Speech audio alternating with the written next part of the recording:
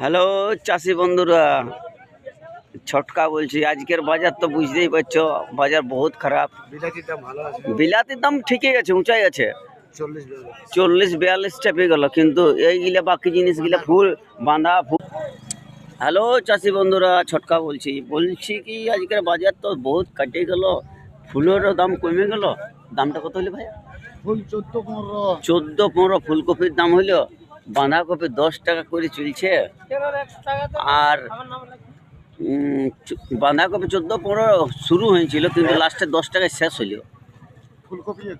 ফুলকপি ওই রেট আছে। আর বাকি খিরা খিরা খিরা বিন বিকেছে 40-42। 40-42। আর ইয়া খিরা বিকেছে 18-20। 18-20 খিরা হয়ে গেল। লাউ 14-15। লাউ 14-15।